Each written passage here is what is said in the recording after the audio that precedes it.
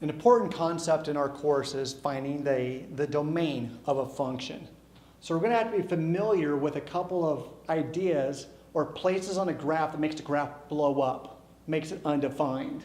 So through example, let's look at 4 different functions here to determine what is its domain. What are the values that we can use so that the graph works? So the first one I have is f of x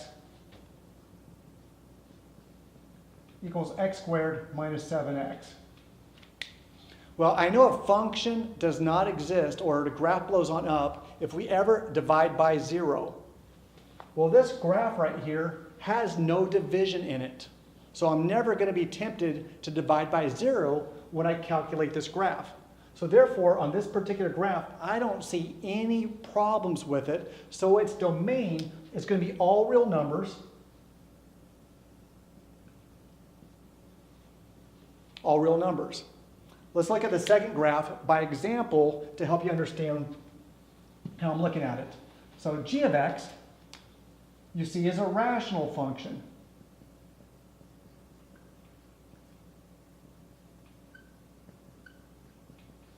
Basically, it's a division problem. And what do we know that we should not divide by unless we want the whole world to blow up? We can't divide by 0. Well, where is it 0 at? I don't know. We have to solve the denominator and look for places that it could equal 0. So this is where it's good for us to remember how to factor. So let's factor the denominator to find out which x's make it a 0 at. So we factor, we get x and x, then I get a negative 3 and a plus 1. Do my math there, negative 3 plus a 1. For this to be 0 at, I know that x cannot be negative 1 and x cannot be positive 3. So this graph, its domain are all real numbers except that x cannot equal negative 1 or x cannot equal 3. Let's look at the next one, h of x.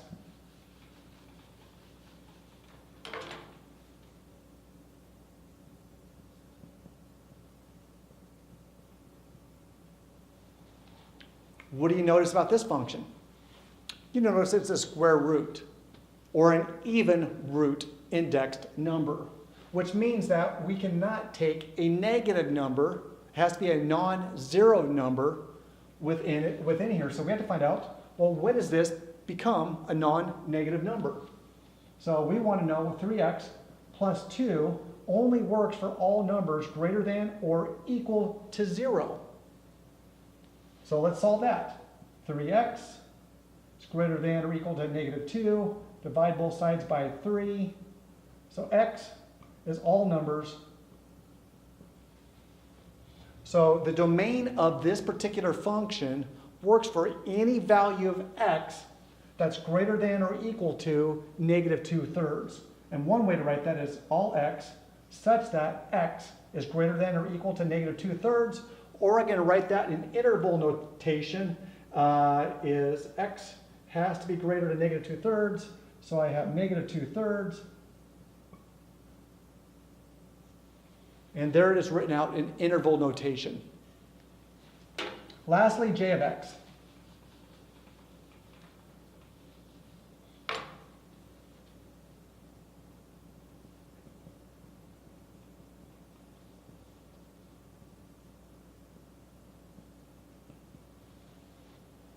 Want to find out what are some potential hazards coming on up that makes this function blow on up if I use the wrong value of x.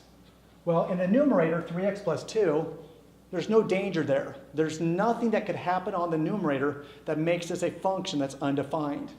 However, I see it's a rational number, which means it has a divisional factor to that. So I know I can never divide by 0. So I have to make sure that what's in here is never 0. But I also see that it's an even root index, and I have to make sure that it's not less than 0. So in this particular case, I got 2 things I have to look out for. What is 14 minus 2x? Greater than 0.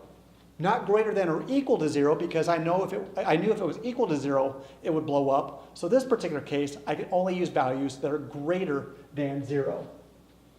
So minus 2x. Subtract 14 from both sides.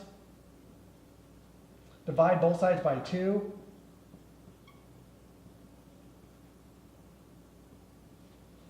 Divide both sides by -1.